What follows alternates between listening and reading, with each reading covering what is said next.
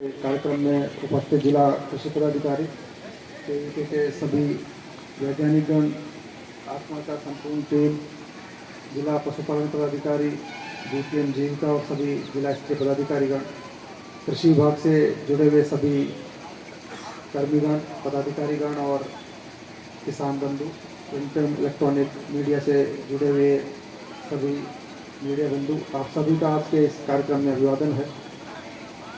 जैसा कि पूर्व के वक्ताओं ने भी काफ़ी डिटेल में आपको बताया कि इस कार्यक्रम का मुख्य उद्देश्य किसानों को विभिन्न विभागों से जो लाभ मिलता है उनके बारे में जागरूक करना और एक्सपीरियंस शेयरिंग के माध्यम से किस प्रकार से एक किसान दूसरे किसान को मोटिवेट करे ताकि सभी किसानों को बेहतर योजनाओं का लाभ मिल सके और सभी का उत्पादकता अच्छा हो सके, सभी का इनकम में बढ़ोतरी हो सके। उस दृष्टिकोण से एक 2 दिवसीय कृषि मेला का आयोजन किया गया है, जिसमें आप सभी ने विभिन्न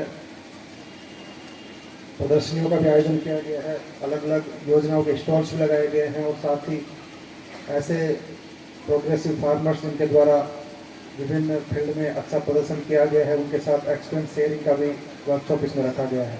हमें उम्मीद है कि इस वर्कशॉप के माध्यम से जिन किसानों का इनकम अच्छा हुआ है वो बाकी किसानों को भी मोटिवेट करेंगे। ये जानकर बड़ा हर्ष हुआ है कि सीतामढ़ी जिला में धान और गेहूं के अलावा विभिन्न प्रकार के अन्य खेतियां भी हो रहा है। इसमें केला का खेती, शिमला मिर्च का खेती, मशरूम का खेती, फूलों का खेती, इस प्रकार अलग अलग प्रकार का खेती कुछ प्रोग्रेसिव फार्मर्स ने किया है।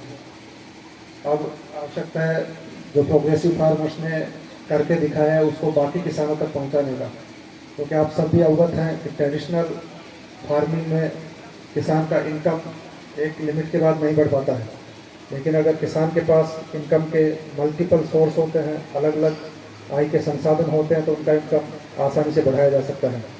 अभी पशुपालन पदाधिकारी भी आपको इसी के बारे में ध्यान आकृष्ट करवा रहे थे कि ज़मीन पर खेती करने के अलावा अगर किसान के पास विभिन्न प्रकार के पशुपालन के व्यवसाय रहते हैं, चाहे गाय पालन हो, बकरी पालन हो, मुर्गी पालन हो या अन्य किसी प्रकार के पशुओं के माध्यम से हो, तो उनका इनकम काफ़ी बेहतर हो सकता है।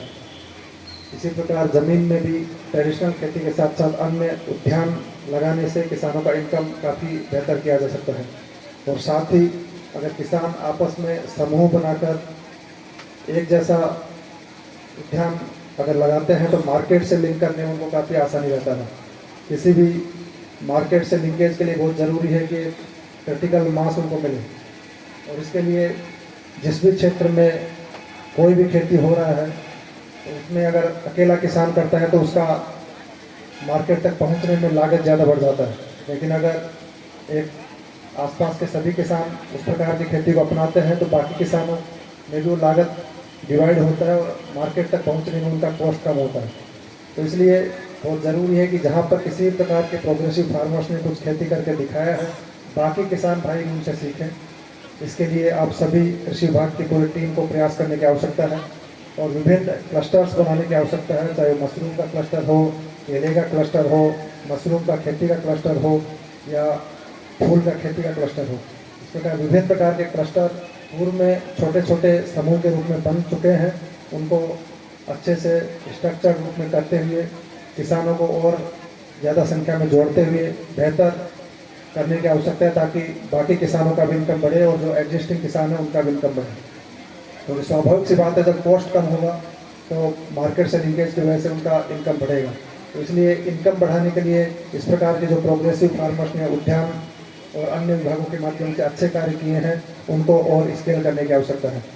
और साथ ही आज के इस वर्कशॉप में, कार्यशाला में कृषि यांत्रिकरण के विभिन्न उपकरणों का भी प्रदर्शन किया गया है। साथ ही विभाग के द्वारा जो उपकरणों का योजना दिया जा रहा है उनके बारे में जानकारी भी दिया जाएगा।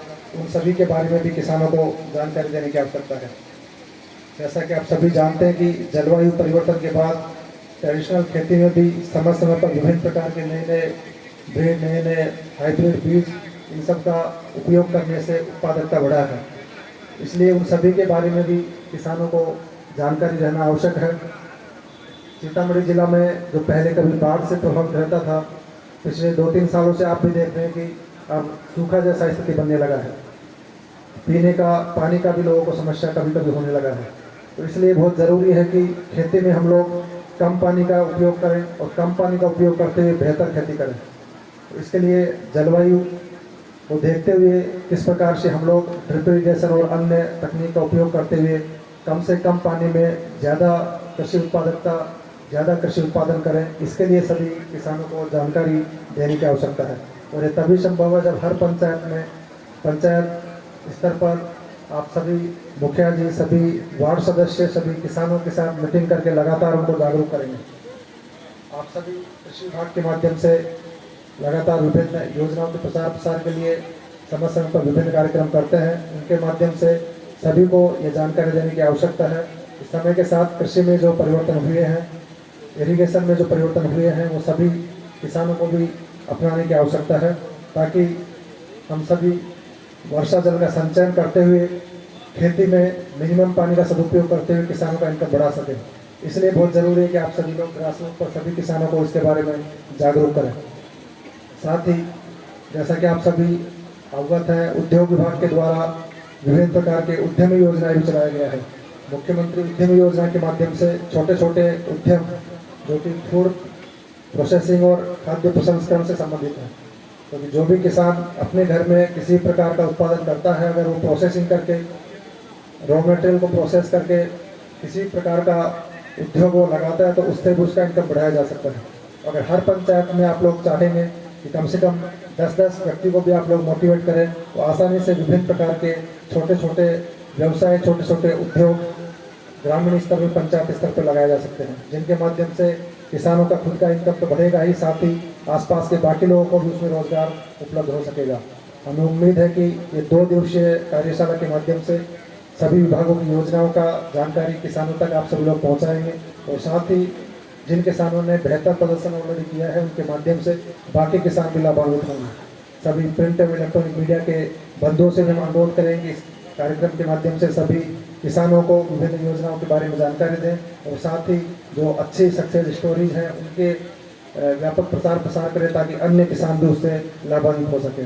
सभी का आज के इस कार्यक्रम में उपस्थिति के लिए पुनः बहुत बहुत धन्यवाद, और आज के इस कार्यक्रम में आमंत्रित करने के लिए जिला कृषि पदाधिकारी को बहुत बहुत धन्यवाद। Thank you.